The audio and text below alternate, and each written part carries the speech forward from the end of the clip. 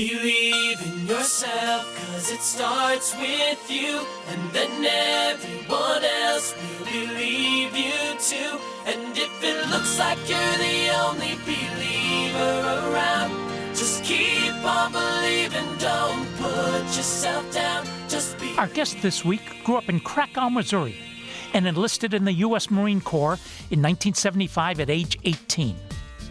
From November 4th, 1979 to January 20th, 1981, 444 days, he was held hostage in Iran, along with 52 other Americans.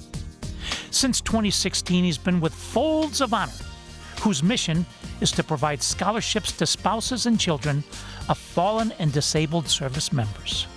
His name, Rocky Sickmann, and we're honored to have him as our guest.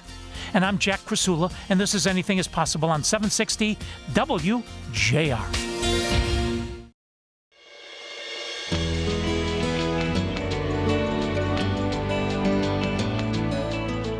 I'm Jack Krasula. This is Anything is Possible, and we're talking to an American hero, Rocky Sickmann, who served in the U.S. Marine Corps from 1975 to 1981. Rocky, welcome, an honor to have you. Yeah, thank you, Jack. It's an honor to be on the show, sir. Can we start by talking about your childhood, your mom and your dad, please? Yes, I grew up in a small town of Krakow, Missouri, population 50, which is what I used to tell everybody, and that was dogs and cats included. But, Jack, my parents taught me three things: love of family, love of faith, and love of country. And those three things took me through my life. I had five brothers. There were five of us in the family, including my parents. A total of seven. Lived in a 900 square foot home. My father was a concrete mixer driver. My mother was a carpet store secretary. But you know what? They made life, especially around the holidays, like we were at the Ritz-Carlton. I mean, family would come over. Everybody would spend time together. And my mother was a very staunch Catholic. And I served growing up. And my parents always told me, Rocky, you make sure you continue to pray because someday you're going to need God. And so sure enough, that it was that I wanted to be like my father. He served in the Army.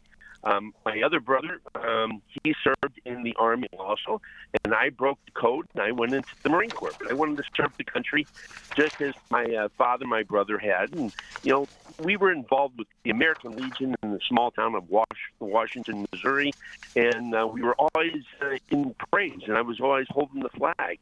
And so that flag, from a small child, it represented freedom and the wonderful things that I took for granted. I had no idea. But yeah, I had a wonderful growing up time period. What does the Marine uniform say to you, Rocky Sickmann? Oh my gosh, Jack!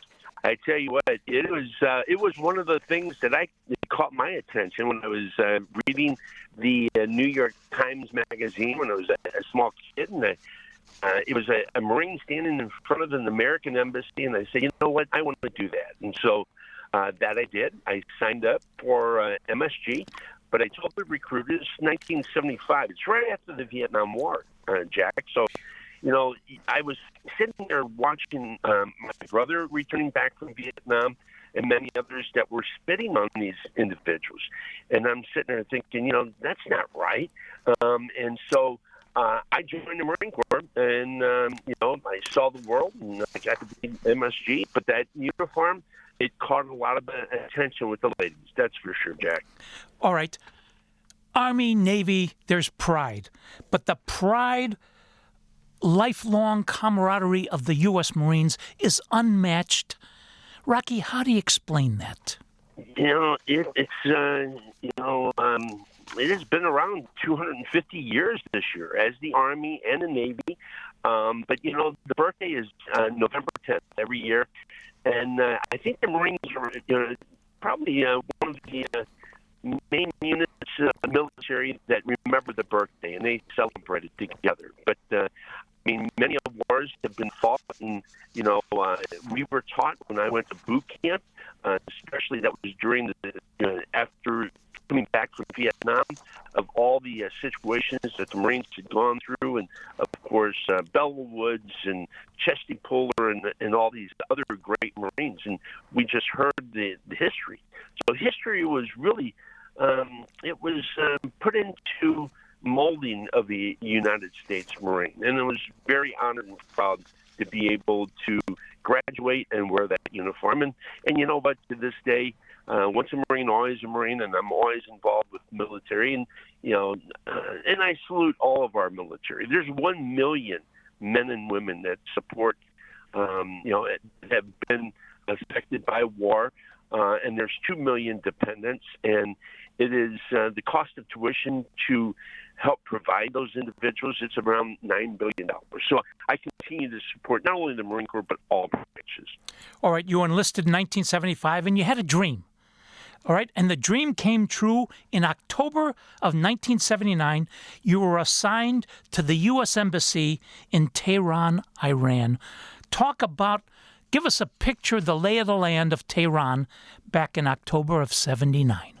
It was from what I read when I was told that I was going to be going there, it was a beautiful country. And, if you go back in time and you watch a lot of the media, Iran was one of the most beautiful countries in the world, in addition to Lebanon.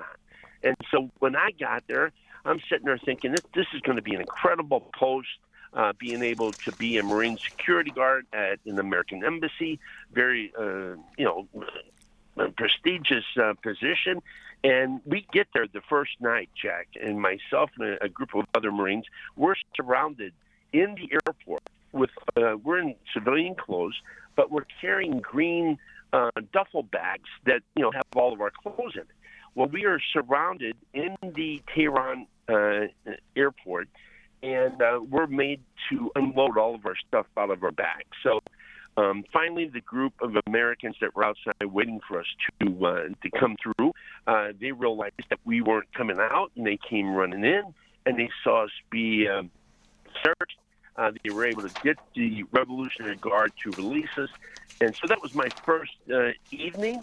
But the next morning when I woke up, Tehran was a beautiful country, snow-capped mountains in the north, and you could hear the Quran being played. And I'm just sitting there thinking that was part of my interest, was to see the world. I had been to Asia, been to Europe, and the Middle East I had not been. And so I was very excited to learn more about this country. We're talking Rocky Sickmann. When we come back, we'll ask him about November 4th, 1979. And I'm Jack Krasula, and this is Anything is Possible on 760 WJR.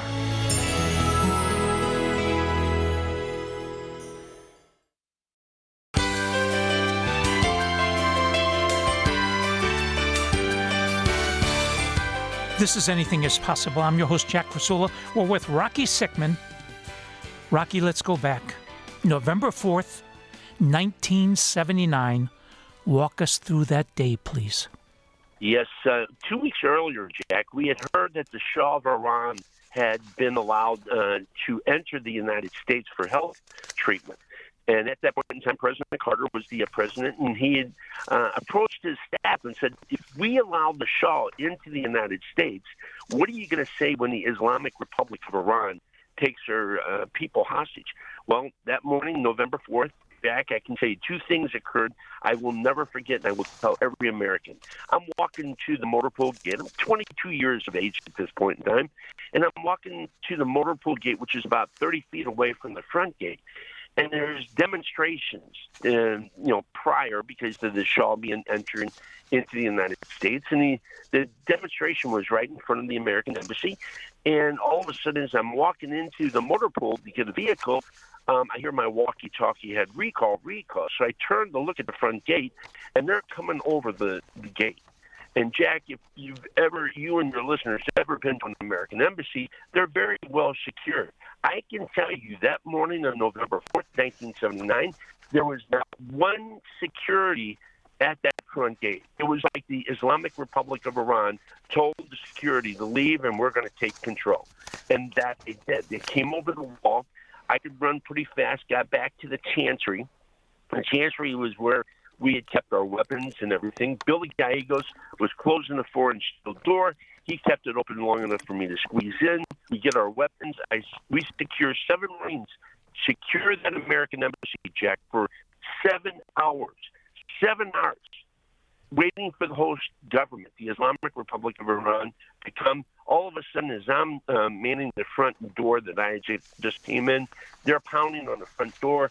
Billy Gallegos is downstairs. He hears that they've gotten in. He runs, and I run down to help support him. And as the second thing I will never forget, and I will tell every American until I go into my grave, that morning as we donned our gas mask, it's going from clear to fog, holding a assault shotgun, finger on the trigger. Around the corridor come 4 Iranian women being pushed by Iranian men. And the men are pushing these women forward, knowing that we would not shoot unarmed innocent women. We're being screamed, don't fire, don't retaliate, help us on the way. We get to the step, tear gas is popped, they remove themselves. We go up to the very top of the American embassy. We barricaded ourselves in, Jack. And at that point in time, it's now about 4 hours into it. President Carter is talking to the other staff, State Department staff, and they tell us to give ourselves up, that they would work this out through diplomacy, and that was November 4th, 1979. Tell us about the first week. Oh, the first week. I can tell you the first night, as we opened that door, they took the Marines, and right away we wanted to make sure that they, if they did anything, they had a chance to close the door real quick. But they took the Marines, myself included, and put our arms in the back, tied our arms, blindfolded us. And so for the next 30 plus days, that first week, of course, we were the first day we were put into a chair in the ambassador's house. And our arms were tied to the arms of the chair, and our feet were tied to the feet of the chair, and which really ended up being like that for the next 30-some plus days.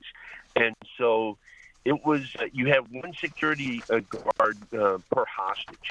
And so it was pretty chaotic. People were running around crazy. You could hear gunshots in the distance. Obviously, there must have been some individuals pulling the trigger on weapons that didn't know what they were doing. And you're just sitting there thinking, Jack, that this is going to be over very quickly, because this is against international negotiations of taking an American embassy hostage. And so you're sitting there thinking this is going to be ending. That first night they put us on the floor, and they tie our wrists to our ankles, and there we lay that first night.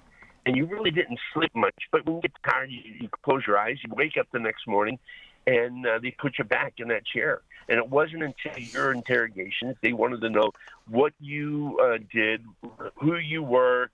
So it was nothing more than name, rank, and social security number.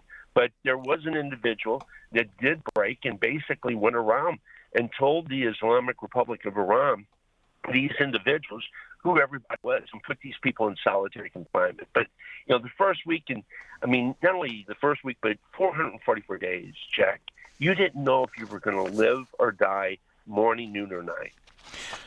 2 months after it happened, Walter Cronkite, the father of the country, every night on CBS Evening News would say how many days the hostages had been captive. And it kind of rallied us in America. Were you aware of that support? No, Jack, I can tell you, as I sat tied for that first 30-plus days, I remember back in 1975 when the Vietnam veterans came home, Jack, and they were spit on. People were yelling at them. And I'm sitting there thinking, there's 66 Americans 10,000 miles away from home. If nobody cared about those thousands of military individuals that served our country back in 1975, who's going to remember us 10,000 miles away from home? And there were only about 66 of us. So it was so sad, Jack. You would wake up in the morning, they put you in a corner, and through the broken windows, you could hear the traffic start in the capital of Tehran. You could hear the horns honking, and it got louder and louder, and all of a sudden it would peak, and then all of a sudden that day would go away, and the next day, and then you'd hear people chanting "Death to America." The world was going on without you. and it was so lonely, and you thought people were going to forget about you, other than your family. Speaking of forgetting about people, when we come back, we're going to ask about 8 lives, 8 heroes who gave up their life for you. And I'm Jack Krasula, and this is Anything is Possible on 760 WJR.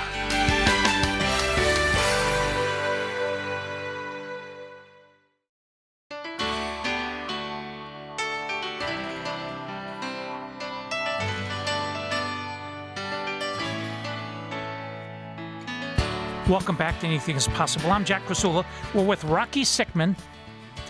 444 days held hostage, along with 52 other Americans. Okay, April 24th, 1980. 8 U.S. servicemen died during the failed rescue attempt known as Operation Eagle Claw. What was it? And tell us about those 8 heroes that we lost. Yeah, Jack, it is one of those things that each day that you sat there, day 5, day 10, day 20, 30, 40, 50, you just thought that, we were going to be forgotten, that the United States was not going to do anything to jeopardize a war with the neighboring country of Russia and everything else. But I was wrong.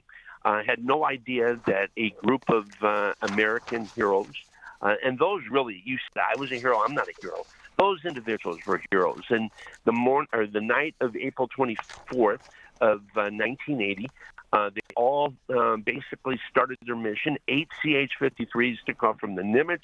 2 C-130s took off from Cairo, Egypt, and they all merged and landed. 6 helicopters landed in the desert miles away from Tehran, along with 2 C-130s. So they actually penetrated the Islamic Republic of Iran airspace and landed. They sent 8 helicopters because they needed 6 helicopters to do the mission. So President Carter said, I'm going to send extra just in case. Well, as it started off, the helicopters off the Nimitz, they got into a sandstorm. 2 of them had to abort. So the final helicopter that landed on Desert One had hydraulic issues. And so I think it was Charlie Beckwith. He called President Carter on the ground there in Iran and said, we got 5 helicopters. We feel like we can still do it. And, President Carter said, you told me that we needed 6. He goes, yes, sir, but we feel like we can do it. At that point in time, it's the morning of April 25th. They started the evening of April 24th. It's the morning of April 25th, around 2 a.m., I believe. I have to look back. And again, I knew none of this, Jack, until I came home and was told this. But anyway, that morning, President Carter had boarded the rescue operation. So one helicopter was refueling. It gets up and he loses track of where the C-130 is, becomes vertigo, doesn't know if he's up, down, clips the wing, and it ignites, and 8 individuals are killed in this fire. We as hostages, I can tell you, the next day, that day of April 25th, it was a normal day. We were basically locked in the rooms, offices of the Chancery of the American Embassy. So you did not leave that room, Jack. If you wanted to go to the restroom, you basically had to knock on the door, and then the guard would take you to the restroom. And so that day, morning of April 25th, it was a normal day. Until noon, you start hearing people run up and down the corridor. In the back of the American Embassy, you could hear vehicles racing back and forth. And it wasn't until that evening of the April 25th, they came in. And trust me, every time that door opened, you jumped because you didn't know if they were going to come in and start shooting. Well, that night, they came running into our room, blindfolded us, handcuffed us together, took us downstairs into an embassy vehicle, and then handcuffed Jerry to the left of me, and he was handcuffed to the vehicle. Billy was handcuffed to my right hand, and he was handcuffed to the vehicle. Blindfolded, handcuffed, they then take a picture of us, and the vehicle drives off. And little did we realize that we had moved from Tehran to Isfahan, and we didn't know where we were until after you'd been there. Once you left that location, you said you'd been to Isfahan, Now you're going to another location. So it wasn't until months later we got to our, it was just days later that we got to our second location. And not only were we held hostage, Jack, there was a war with Iran and Iraq that had started. And our second location, the Iraqis were bombing nearby. And so they then put us back into the vehicle and they drove us back to Tehran. They said, you've been to Shiraz. So if you know Iran on a map, you can see Tehran at the very top north. And if you look down southwest, you'll see Shiraz along the Persian Gulf. And so they then drove us. And we were blindfolded, handcuffed, and locked to the vehicle the whole time. And so it wasn't until we got home, Jack, that we find out, obviously, that there had been a rescue operation and really what had happened. All right. Did you ever meet President Jimmy Carter? You know, I did. And we met President Carter. It was probably the day that I think we arrived late the evening of January 20th, 1981. The next day, President Carter, obviously right after, and again, you have to understand, and your listeners have to understand, the Islamic Republic of Iran told us, it is not you, the American people, we hate. It's your government. But we will use you to humiliate your government. And your government comes and goes every 4 to 8 years. And so little did we realize that here the United States negotiated a deal for $8.3 billion. That's $1 billion, and it was in gold. And so they needed the funds to fight the war against Iraq. And so the United States made a deal that they released the funds, and the funds arrived on January 17th of 1981. And so we were released January 20th, Jack, and it was one of those things that we were put onto an airplane, and we were taken from our room blindfolded, and we were taken to the airport blindfolded. It wasn't until we got to the airport and we heard the sound of a jet engine, they told us to unblindfold. And as you start to unblindfold, you're seeing people that you hadn't seen since November 4th of 1979 that you had breakfast with, and now it's January 20th of 1981. You look bad, you smell bad, and you're in shock. You're like wondering what's going on. And so we board an airplane, and they start to close the door, and you're looking around and saying, "Wait, where's Gene? Where's Kurt? Where's Judy? Where's Debbie? Where's everybody else?" And they said, "No, you're the last people. The others were let go a year earlier." So we had no idea that other people had been let go during this whole negotiation. And so the pilot gets on and says, "Please, we must be leaving very quickly." They had waited for 3 days. Algerians that were our mediator, they were the pilots in their plane. And so the pilot gets to the end of the runway. It's January 20th, 1981, and all of a sudden the pilot's getting ready to take off, and he's got the foot on the brake, and he starts accelerating, the plane's shaking, and all of a sudden it comes back down to an idle. And Jack, through all the mock firing squads, the Russian roulette, you're sitting there thinking they're screwing with us one last time. All of a sudden the pilot comes on and says they've turned the runway lights off. And it was planned like this, Jack. They turned the runway lights off because back home was the inauguration. They waited until President Carter was out of the office and President Reagan was in just to stab him in the back because he worked diligently to try to get us released. And so obviously many people said, well, they were scared of Reagan. Well, again, 46 years. I'm here to tell you, Jack, that a Muslim is not born with hatred. They are taught hatred. And for 46 years, the Islamic Republic of Iran has been in war. The war started on November 4th, and they just wanted to humiliate Carter. And what did they do to President Reagan in 1983? But killed the Americans at the American Embassy and then killed 240 Marines. But we get onto the airplane, we get to Germany through our trip, and the next day we're in the hospital pajamas and a T-shirt, and President Carter comes in, and he wants to meet with all the hostages. And it was an honor, and obviously many of the hostages were very upset with President Carter. And, you know, I'm a true believer that he does things based on the information that is given to him. And I think he even admitted, he goes, you know what, I will have to live with what happened. the rest of my life of 8 individuals that perished, in addition to you being taken hostage. But a very good man. We're talking to Rocky Sickmann. When we come back, we're going to ask him about his 34-year career with a company called Anheuser-Busch. And I'm Jack Krasula, and this is Anything is Possible on 760 WJR.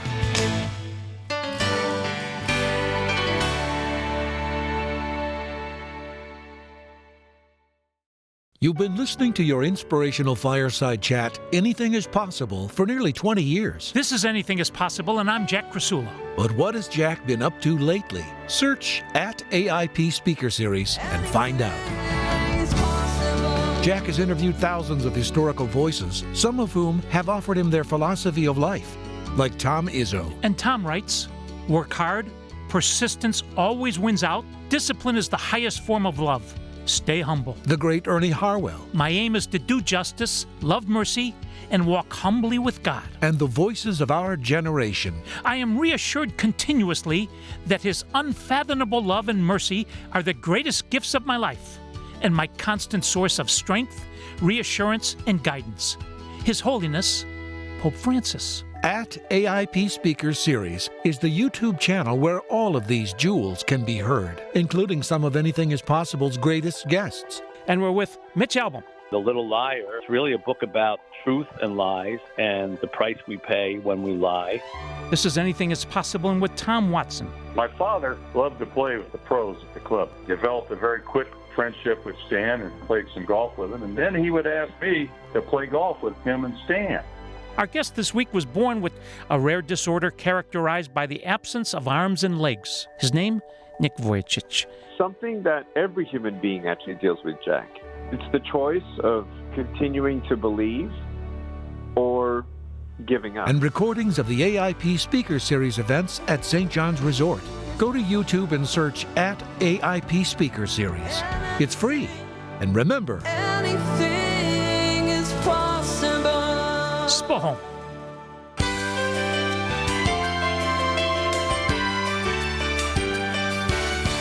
I'm Jack Krasula. This is Anything is Possible. We're talking to Rocky Sickmann, an American hero. 1982, you join a fledgling company by the name of Budweiser Anheuser-Busch. 34-year career. Talk about that chapter. Yes. Well, obviously, when I returned home, my girlfriend had waited for me for 444 days. So she gave me an ultimatum, either her or the military. I chose her. We got married. We've been married 44 wonderful years. And her name was Jill Ditch.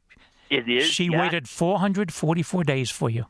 Yes. And that is one of those things, Jack, that every morning I wake up, I think of how wonderful my life is.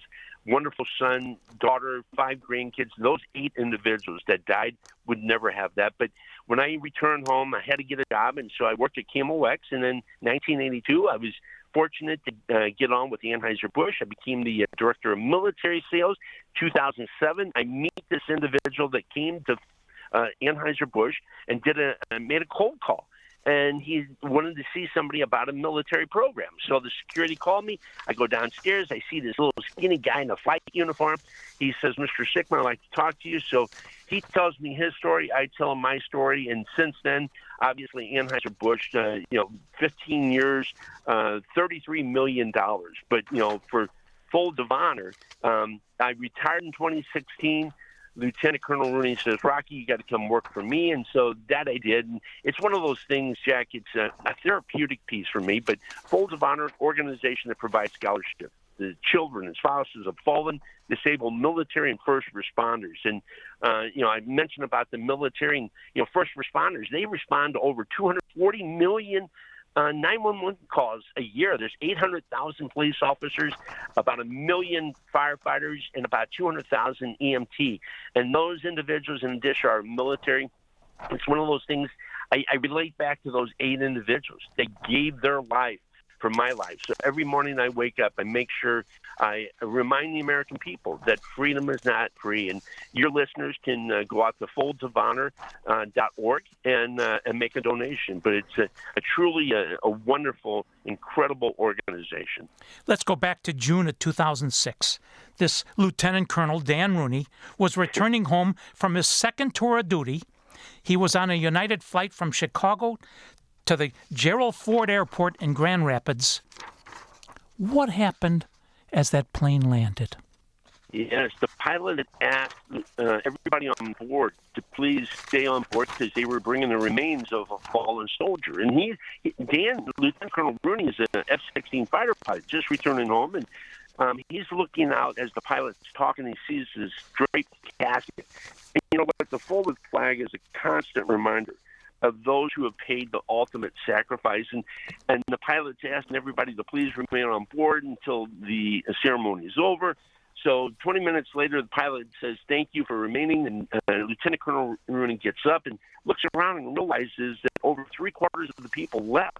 Nowhere to go, Jack, in their warm blanket that this individual had given up, and he had a son that was on the tarmac that will never see his father again, and a wife that would never have her husband again.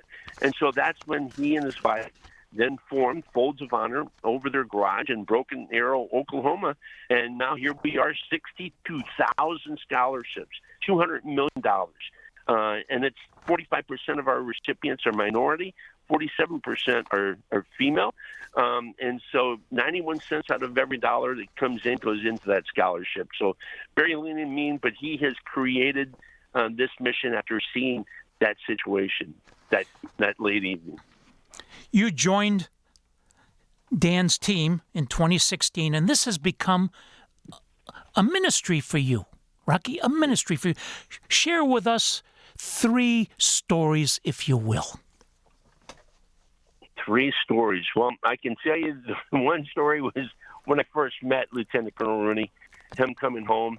The other story is, obviously when I go to Arlington and I see right behind the tomb of the unknown soldier, I see the tomb of these 8 individuals. And to meet the other, my story is just one of the 62,000. To hear the stories of these other 62,000 Folds of Honor recipients that fallen, disabled, military and first responders, it breaks your heart. And for the American people, we must, like I said, never forget, Jack, that freedom is not free. And there's so many different stories that have just continuously broken my heart. And my wife, she knows that it's every time I tell the story, it's really it takes a lot out of you, Jack. You're going back and talking about things that you really don't want to open up those can of worms. But it's a story that the American people must hear about the sacrifices of those 8, but also those others that were on the rescue operation. And interesting enough, every year I get together with the remaining guys that survived that rescue attempt. And, we get together and we tell stories, and I get to say thank you for having the guts to try. So there's so many stories, Jack. If you want to learn more, www.foldsofhonor.org. Rocky, what have these young heroes and their families taught you? Yeah, honor their sacrifice, educate their legacy. It's one of those things that every morning I wake up, Jack, I earn it. I earn it in memory of those that died for me that April 25th, 1980, that early morning, and in addition to all of our first responders and all of our military. So it is something that we as Americans, we should understand that we live in an incredibly beautiful, wonderful country. And we should never forget that freedom is not free. And at Folds of Honor, we say, honor their sacrifice, educate their legacy. Talk to us about the courage of our widows and their children of our fallen heroes, please. Yeah, if you can just have your listeners just think about this. All of a sudden, you get a knock on the door, and you open the door, and there's a military or first responders there to tell the story about their loved one, being killed. And they have 3 children. I mean, what do you say to this person other than, hey, we're going to help you. We're going to, help you. We're never going to be able to bring that loved one back. But what we're going to be able to do is, like I said, honor their sacrifice, educate their legacy through providing scholarships and education so that their children can continue to tell their story. And at Folds of Honor, that's one of the things that we have children that are continuously telling the story of their parent that had passed away or disabled. And it's a very powerful message at Folds of Honor. Rocky, let's go back to June 21st, 2025. 2:40 in the morning, 7 B-2 bombers dropped 14 bunker busters in Operation Midnight Hammer. What are your thoughts? You know what? It's been 46 years, Jack, that the Islamic Republic of Iran, this November 4th, and they had never been held accountable. And now, of course, here Iran was starting to create and form this nuclear program, and we retaliated. And I was so happy because I thought that we had forgotten about what they had done 46 years ago and how they have continued to teach hate. It would have been interesting and different had when we were let go, that they would have planted roses and trees and everything else, but they didn't. They took the money that was given to them and created proxies to hate. Like I said, a Muslim is not born with hatred. They're taught hatred. And every November 4th, every January 20th, they burn the American flag. And so, you know what? To see them now be held accountable, I was very, very excited and very happy. Rocky Sickmann, thank you for 50 years of service to our country, and now to the widows and the families of fallen heroes. Please keep up the great, great work. Thank you, sir. Please join us next week. Until then, I'm Jack Krasula. Thanks for listening, and make it a great week, because with God, anything is possible. Spohom.